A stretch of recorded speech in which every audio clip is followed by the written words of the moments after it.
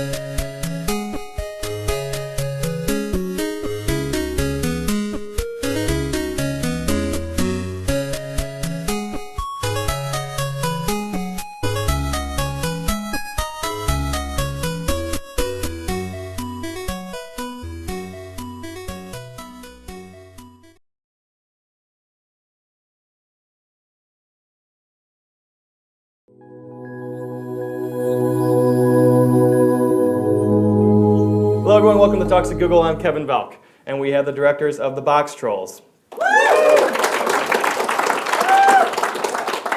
We have Mr. Tony Stocky and Graham Annabelle. So let's take a look at the trailer for Boxtrolls.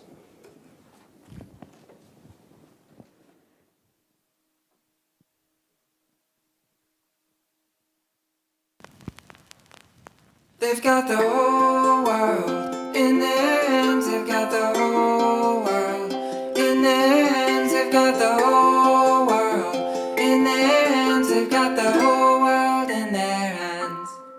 They've got the flowers and the trees in their hands. They've got the sun and the moon in their hands. They've got the wind and the rain in their hands. They've got the whole world in their hands. They've got everybody here in their hands. They've got everybody here in their hands. They've got you and they've got me in their hands. They've got the whole world in their hands.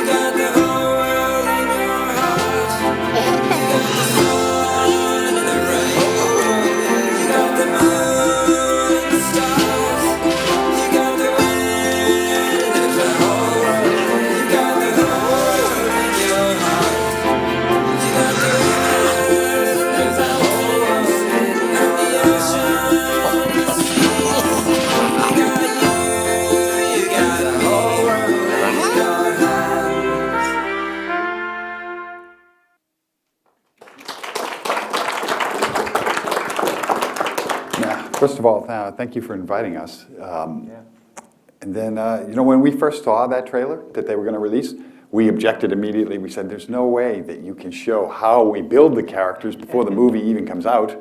Don't show them with their faces off.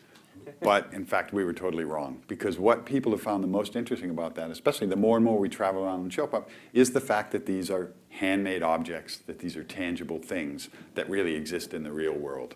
Every animator and every filmmaker's quest is to put together something that nobody's ever seen before. Something that it used to be like when we were young, when you saw your first CG animated dinosaur running across a field, or the water tentacle in the abyss. It seemed every few years there was something else amazing that you've seen. But nowadays we have so many amazing visual images that we see that it's become sort of passé. So our quest on this movie, the fact that Alan Snow's book, Here Be Monsters, had this great Victorian setting, and Leica had been a studio that had been together for 3 films at this point, that we could put together something that would be a visual sort of feast, something that nobody had ever seen before. Yeah, stop motion has a tendency to feel like it's shot on a tabletop set, and that's because it's shot on a tabletop set. And so we knew, with a lot of lessons learned on Coraline and Paranorman, we were going to find ways to try to bring a bigger sense of scope, scale to the film. We wanted this big comedic adventure, the Boxtrolls, to feel different and yet preserve what was special about stop motion. So we really approached this film as a hybrid. At its core, it is stop motion, it's still puppets, and it's still sets, but we found all kinds of new ways and different ways to integrate our VFX department to bring that world to a larger scale than I think audiences had ever seen before in a stop-motion movie. And it all started about 10 years ago when Leica bought the rights to Alan Snow's book, Here Be Monsters, which is a fantastic Dickensian steampunk tale sort of smashed together with a Monty Python tone, which we loved right away. What we didn't love was the fact that it truly is a cast of thousands in the book. Part of Alan Snow's appeal in his writing is that he is every page creating new characters to get the old characters out of the situations, and we knew very early on we weren't going to be able to maintain that kind of pace with building puppets. So we eventually gravitated to the most compelling invention that Alan had in the book, which was the Boxtrolls. And it was the emotional story of these little Boxtroll characters raising this character Arthur in the book that became the heart of the story and was what we rallied around, and it sort of became a rule. Travis describes it as ruthless economy. Once we knew that that emotional story was the Boxtrolls and eggs, everything else had to get thrown out, and it could only creep back into the It had movie. to fight its way back into the story. Yeah, if it supported that emotional core. But it's a long journey figuring out stories. I mean, Here Be Monsters was bought at like the same time as Coraline, so it's been pretty much 10 years to get to this point of actually making the film. And every animated film is storyboarded first. That's the way we get to make the film before we make the film. We storyboard the whole thing out. We record temp voices to figure out our performances before we actually go to the final actors and get there. Go to Sir Ben Kingsley or Nick Frost or Simon Pegg, and then get the final voices which we need before we commence animation. So we spend a long time. Each story reel is like a rewrite. It's like rewriting the script, and you see if the story works, and then you present it to everybody at the studio. So in this process, what you're always looking for is for that one sequence where you feel this is the movie. This has the emotional tone, the action tone, has everything that you want the final movie to have. Because once you have that one sequence that really works, we call it the tentpole sequence, then you throw everything else out and you start over building out from that one sequence. And early on in the process, this sequence here was the one that was that tentpole sequence.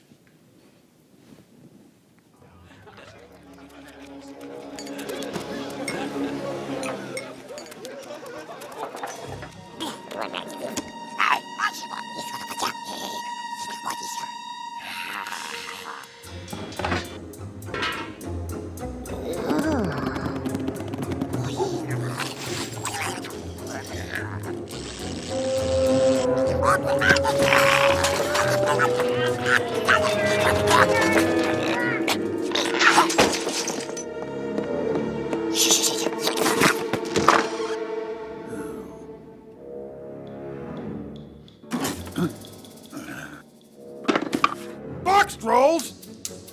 Ah! Get out of the trash, you filthy monsters! That's my trash!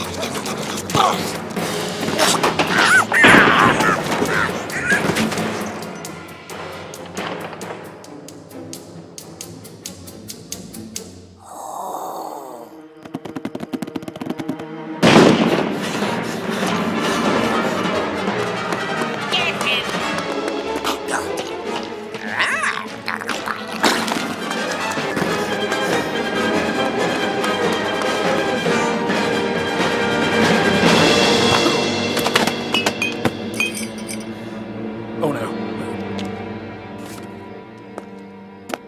Where is it? Where'd it go? Quick, turn around! Come on, move it! Over there! After him! Very nice.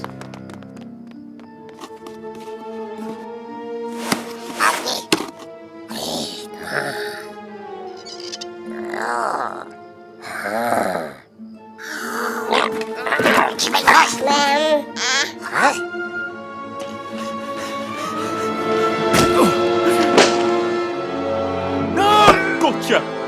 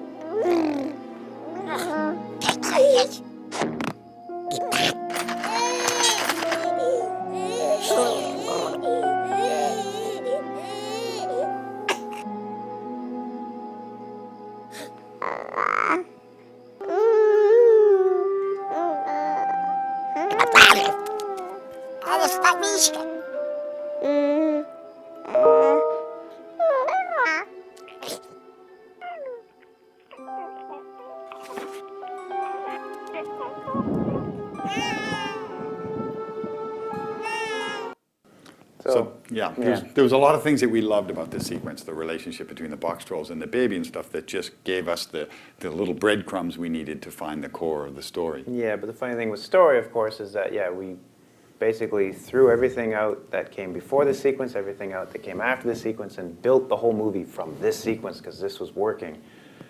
And within about 3 months, we cut this sequence. And it's just kind of the way it goes. But it allows you that step. It pointed us in the direction down the road we knew we needed to go with the movie, and so Yeah, there's a famous guy, Joe Rampt, who was a head of story at Pixar for years and a lot of other places, and he always used to teach that you have to trust the process. That even though it feels like you're not making any progress and that you've gone down another dead end or something like that, that if you just trust in the process that you are making progress and you will find the story. So we felt on track with the story at this point, and we moved on for what we call the look of picture. And when we immediately, on reading the book, we had thought of a few artists we wanted to work with. We started to work with a French artist named Nicolas de Crécy, who's a French graphic novelist, who has an amazing ability to draw images of these great European cities. He has a really great shape language that he draws in, and there's this beautiful line quality in the ways he draws. So we worked with him for a few weeks to get some inspirational sketches. he's definitely the best person in the world at drawing piles of junk, which was a real boon for us. He also did this image of a chandelier made by the Boxtrolls underground. And it's from light bulbs that they've collected in the garbage and wires that they've found and stuff. And there was something about this image that really struck home with us and Travis Knight, the CEO of Leica, where we loved the idea of this thing. We loved getting to know the characters who would build something like this. And we all looked forward to the people at Leica actually building something like this with their amazing abilities. So we moved forward from there, and we hired a guy named Michel Breton, who had worked on Coraline previously at the studio, and he began to hone all these ideas into what we call the Look of Picture book. And it's a book that we hand out to all 400 people who work on the job eventually in the fabrication department, in the puppet department, and all the rigging departments, so they know the set of rules that everything in the movie has to go by, whether it's a torqued shape that's twisting a little, has thick and thin lines on it, has color and stuff. Yeah, and it was a real challenge for the art department to figure out ways that were, a huge part of what Michel does so well is his line work, as you can see in this image, and they had to find all kinds of ways to represent that wonky realism that Michel brought to everything through his line work. And the scale of this film was going to be a huge challenge, but Kurt Enderle, our art director, was able to find ways using shadows and shapes and color on buildings beyond just twisted light poles and chandeliers to find ways to bring that shape language that Michel had created into the film. This is the Portly Ryan's foyer of the building, and it's another chandelier. I clearly love chandeliers. This chandelier was built by Kurt in the art department out of twisted wire and stuff, so that became the first object that we really loved, that thought captured Michel's drawing style in the world of the film, because you don't get anything free in animation, and particularly in stop motion. Anything that appears in front of the camera has to be built, has to be made. We don't inherit any of the props from Paranorman or Coraline because they're done in a different style. Yeah. So once the images started to land in black and white, we moved forward with Paul Hussein, a great matte painter and production designer in LA. And we definitely wanted to make a stop motion movie that wasn't too dark. Yeah, beyond just making a stop motion movie that felt bigger in terms of scale, we also wanted to see what we could do to bring brightness, color to a stop motion feature, because that's another aspect of it that they tend to have desaturated palettes in a lot of stop motion movies, and it's great, it's wonderful, it's an effective thing, but we really wanted to see and push the studio to try to do something a little more colorful. And Paul Hussein was the perfect guy to bring that to the film. He'd worked on Dick Tracy, he really knew how to bring color into things. He also did a great job of color styling the Boxtroll Cavern, because the Boxtroll Cavern itself as a location is almost a character in the film, because at the beginning of the film it's supposed to be a warm, inviting place where the hero Eggs is raised, but little by little it becomes a depressing, drab place as more and more Boxtrolls are kidnapped by the men in red hats. So he did a great job we did that predominantly through light and color. Yeah. Now we found ourselves in a weird spot, because usually when you develop a feature, you kind of start with your characters and your character design first, and then the world kind of begins around that. But Michel, Paul, and Tom McClure had done such a tremendous job in quickly figuring out the shape language and realizing the world. We had the world before we really had the characters nailed. And that put Mike Smith, an amazing 2D animator, in the interesting position of utilizing what he saw in Michel's world to bring characters that would fit within it. And he worked much like Michel had done, where he worked in silhouette first and began to then put in the details and get that, again, that shape language to show up in the actual characters as well as the buildings and the world around them. And we were still going through a lot of story changes. At one point, rather than having an allergy to cheese, Snatcher had a really bad case of equinophobia. He was afraid of horses, but he dreamed of being the man on a horse who rides into town and is, is met as a hero and stuff. So that was another sort of dead end we went through in story. When we kind of struck upon this idea of him having this cheese allergy, which isn't in the book, but is similar to something in the book, we knew it would be a huge test of the department that makes the faces for our movie.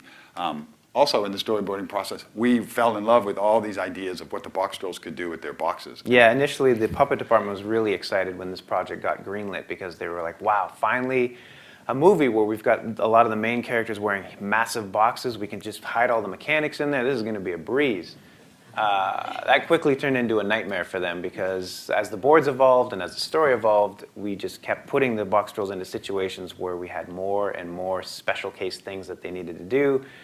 And they very soon realized there was no way they were going to be able to fit all the mechanics into it, and they had to come up with a lot of innovative methods to get the Boxtrolls to feel and look and work for the story. You know, the Boxtrolls hide in their boxes. So the way that's done, because there is so much rigging inside the Boxtrolls boxes, their arms can actually retract into the boxes. There's enough movement in the shoulders of the arms so they can begin the motion in, but then there's shorter and shorter arms are made that click on, so it looks like they retract into the box.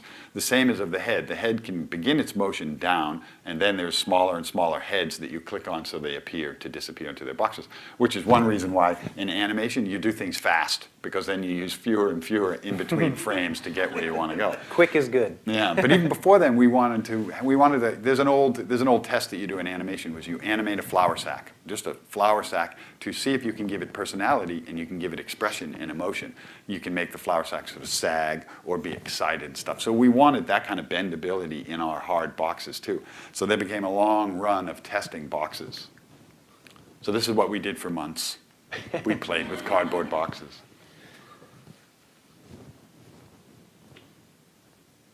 And they were also trying to find a material that would look like cardboard and not be too rigid. Yeah, originally they did try using cardboard, but there was no way it was going to hold up to the rigorous shooting schedule. So this is an early test where we're getting the amount of movement that we wanted out of them. We'd also done tests where they moved like chimpanzees or moved like different animals, but more and more we found that their character came through much better if you kept it simple. This was the first test that made us all think, oh, we may not be idiots. This might actually work, because he was such a lovable little guy. We also combined a few other distinct forms of animation at Leica. We do a lot of 2D animation, traditional hand-drawn animation in our process. Yeah, it's interesting. I mean, it's all tied into our RP process, the face replacement animation that we do. And it utilizes right from the beginning the model sheets of the expressions that are drawn in 2D are then handed to an excellent 2D animator, Dave Vandervoort, in the studio, who fully animates and pencil tests the complete range of each character's emotion. Try to figure out exactly how extreme all the face masses are going to move for each character, happiest, angriest, all the expressions they could possibly do, using usually, hopefully, finished dialogue if we have it available. And that 2D animation then becomes the guide that is handed over to the CG 3D animators in Maya, who then begin to build the faces in the computer digitally and get all the face expressions working. And then once that gets approved by the directors, becomes the faces that get printed physically out of the 3D printer and then get put onto the puppet. And this is an example of the faces that are printed. And we print these by the thousands. Yeah. For every real nuance of change of expression. Eggs had about 15,000 pieces created for his face for the film, which in different combinations, because they're usually actually typically split between the brow and the mouth. And so all those different combinations with the 15,000 pieces allowed for about 1.4 million possible expressions, which I think I've got about 6. So Eggs was a little ahead of me. And there's a whole Dewey Decimal System of how we track these things, of what the expression is doing. Usually the faces are split along here, so you have different eyebrows that can go along with different mouths. And there's a whole room that we call the face library, where there is boxes of these that are basically like a pizza box, and they're full of face after face after face.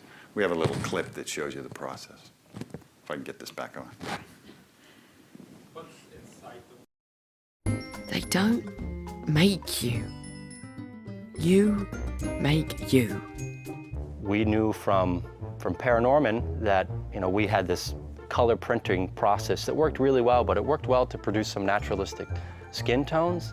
And now looking at these really vibrant sort of theatrical paint jobs that the directors wanted on Boxtrolls, we were sort of scratching our heads saying, well, in theory the machines can do it, but we don't really know if they can do it. And maybe they can do it once, but are they going to be repeatable? If you get a beautiful paint job, how is that paint job going to animate? And we came up with a way to do it. It worked really well. Oh, my little angel. My weird little angel. Looking at how we were able to improve the process on Paranorman and then looking at the script of Boxtrolls and these really specialty story moments, we needed to have something unique. And Allergy Snatcher is a perfect example of that. Isn't this nice? His face has so much swollen weirdness to it that having him say a line of dialogue, you get so much follow through with his cheeks and his lips. Supping on the choicest cheeses. That it really, we learned very early on that there was no way that we could try to recycle these poses. Stand back, peasants. You don't touch your king. So what we decided to do was tackle every single one of Allergy Snatcher's shots as its own unique animation. And then we would have to print out those faces. Faces, they were so big, we were only able to print 12 faces in 12 hours. And how many can you usually do in 12 hours? Probably 150 of like eggs as an example. See? You're not like them. You have no idea that this thing that you're watching, this creature, is not real because of the amount of nuance and subtlety and naturalism that we were able to put into these faces. They feel like they're really little creatures with skin and movable muscles and volume change, and when you pick them up and you tap on their faces, they're just a hard plaster that isn't movable, but through replacement animation, you get some really lovely, smooth animation. Nice. So that's probably the most high-tech element we've added to stop motion. Stop motion is a technique that's as old as cinema itself. I mean, Georges Méliès, the great French silent filmmaker, was doing it at the turn of the century and stuff. And then there's been a long line of individuals throughout cinema who've continued to move it forward. George Pal did replacement animation in the 30s and 40s and stuff. And then what Travis has done at Leica, his vision for Leica, is to try to take this group of people, which he likes to describe as Luddites and futurists, and have them share more than a parking lot, having them share a whole studio. And early on, they brought this rapid prototype process to Coraline. And at first, the faces were only printed in black and white, and they had to be hand-painted. And then on Paranorman, they were able to print them with a little bit of color on them, freckles and a little bit of rouge on the cheeks and stuff. And then for our film, it took another great leap forward. As you can see, these faces are very elaborately colored. Yeah, it creates a kind of bizarre step in our process, though, definitely as directors. Because there's a phase where we approve storyboards in the story reel, and then when the RP folks get involved, it's an interesting thing for the animators because it sort of divvies up their performance, their overall performance. They need to basically sit down with their assigned shot in storyboard form and begin to visualize the entire performance, but focus just on the face performance up front. Because production-wise, those faces need to get signed off on and approved and then printed so that they're ready for the stage maybe anywhere from 1 or 2 weeks to 2 months down the line. And so they need to sort of figure out their entire face performance up front, get us to sign off on it, and then find themselves 2 months later sitting with that pizza tray with the faces that they chose, we all chose a few months ago, and make sure that the performance they had in their head that was going to work with that face all comes together. Yeah, and the way they get us to sign off on it is they send us what we call a play blast, which is their Maya animation, 3D CG animation of the face shapes. They send it to editorial, and we cut it into the story reels on top of the storyboard drawings. So this is the Maya animation of the faces prior to being printed out. So we look at the performance on here. And we can add in-betweens or say, push this a little bit further. And oftentimes later in the production cycle, we'll already have these printed faces. So we'll say, use those faces that we used in sequence 32, where Fish's face was much more angry. Use those mouths. And it's really, it's an amazing, we say sometimes it's animation by librarians, because it's amazing that they've made these many faces that can move in and out of so many different poses without there being a pop. There's a moment right there where you see Fish's face kind of stretch a bit with the nose. That's because the animator wanted to try to have a little rub with the puppet hand on the face when he was going to be out on the stage with the final puppet. But that's like, again, that scary sort of commitment up front, because he's got to figure out and guess at the timing he's going to use for how long that hand's going to rub that face. And we all, again, have to sort of commit up front to like, that's the faces we're going to use for this. And here's the final version of it when the face.